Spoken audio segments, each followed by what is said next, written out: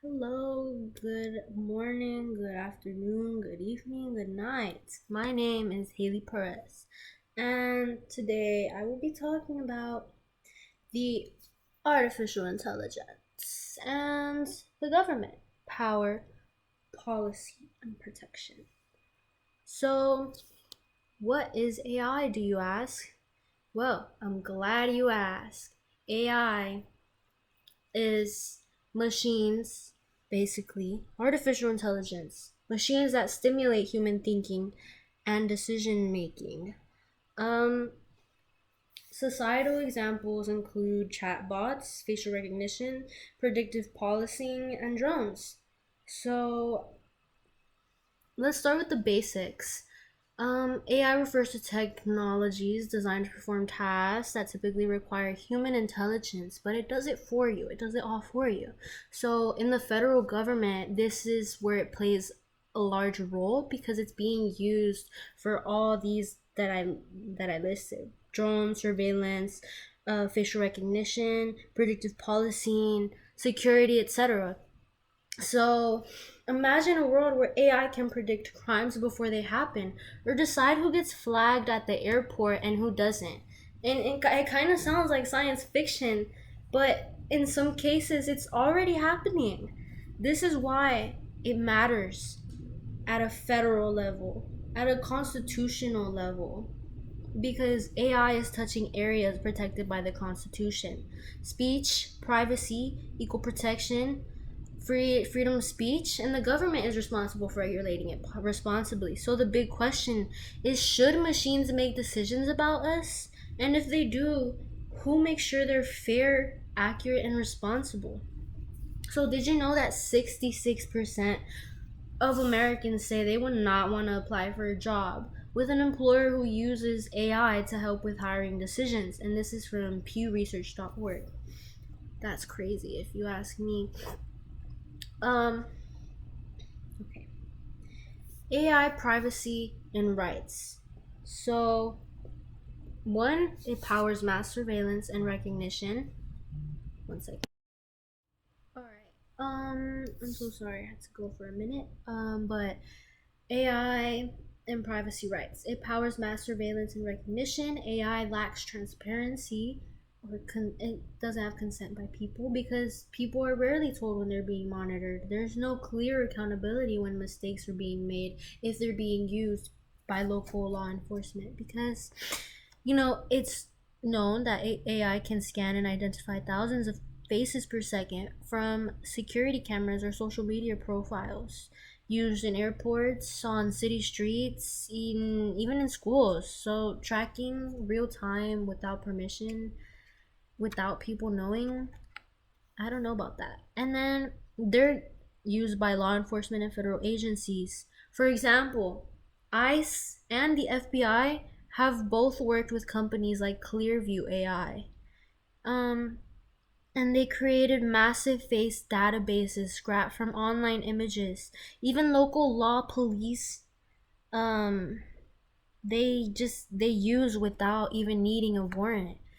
So this raises legal red flags because people don't know when they're being watched. They don't know, and they don't know that AI may misidentify someone like it has to people of color. And when this happens, who will be held accountable? Who? In my sources, ACLU, when it comes to facial recognition, there's no such thing as a magic number. The Fourth Amendment protects you from the government searches without probable cause, right? But if you're recorded and you're scanned every time you leave your house, is that still considered a public space, or is that considered a constant search? The courts still haven't decided anything about this yet. Okay, slide number 4: AI, free speech, and misinformation. So, AI creates fake images, voices, or videos called deepfakes. Um, AI, for example, let me show you a video because here I have a TikTok video that will explain just as much as you need to know. One second. Here I have a silly and on the comedical news video to see how he would react. where this person creates a deep fake of this man wanted for stealing. And of course, the man is appalled. They have framed me. They have framed me. I am suing. What is this?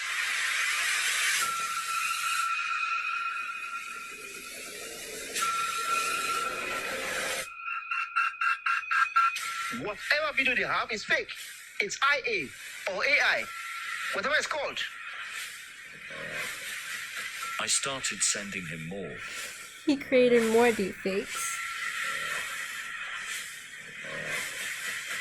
Then I started ignoring him. Answer your phone. Pick up your phone. POV. So, I continue.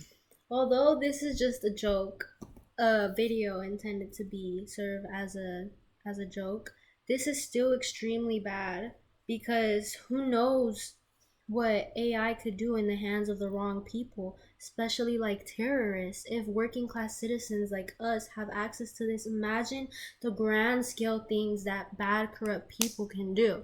So this of course can threaten public trust, elections, and journalism. um yeah, it can mislead voters, spread lies, all that. And my source is jstor.org. But the government, you would think, well, why don't they just create these laws, create those limits? They cannot easily ban deepfakes without violating our free speech rights, because the US Constitution allows for broad free speech, including speech that's offensive, controversial, or untrue, right?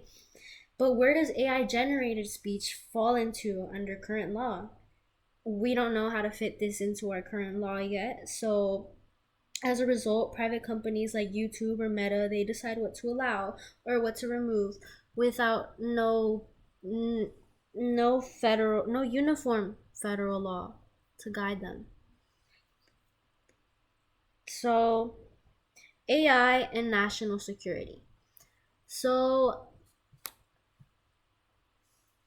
AI and national security can be a good thing for us. It can be both a good thing, but it can also be a bad thing.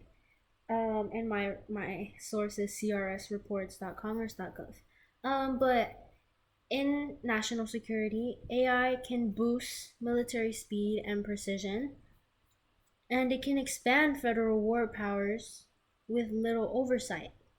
But it can raise ethical concerns about atomic weapons, um, and whenever machines make decisions about life and death, we face big ethical concerns. So, this gives the federal government more power to act in war without asking Congress. So, the urgency to compete with countries like China means AI is being deployed pretty fast, sometimes without enough legal checks or public input. So, is Congress keeping up with AI? Well, AI is advancing faster than we know it, and it's also advancing faster than laws are being made. So, most US laws, they don't cover most of the new AI tools that we have today, like ChatGPT, or as I've stated before, deepfakes. Congress has held hearings, but action has been slow. Few federal laws exist to regulate AI. There's no national law on facial recognition, deepfake elections, or AI bias. Most regulation is done by tech companies, not even the government. So, this is not good. Companies make their own policies, and federal law doesn't cover things like any of these, like anything on a national level. So, lawmakers, most don't even understand technology. Most don't fully understand how AI works and the logistics and this, none of it. So, of course, this is going to make it hard to pass meaningful rules. Many members of Congress lack tech knowledge, making it harder to write effective and clear rules, as I stated before. So, in conclusion, oh my gosh. In conclusion, AI is powerful.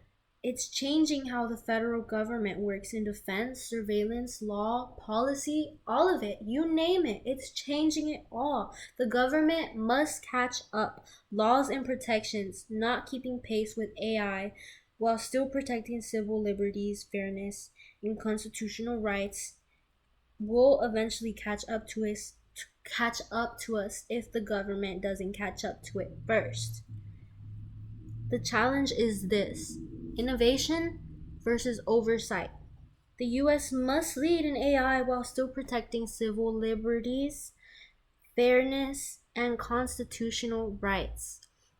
The US needs to find a balance, lead in AI, but protect citizens' rights. That means thoughtful laws, oversight, and a clear understanding of AI's risks. The key question is this: will AI help strengthen democracy? Or could it weaken it if we're not careful? And I'm so sorry, I forgot to state my source, stanford.edu, for the second to last slide. But that is all. Thank you.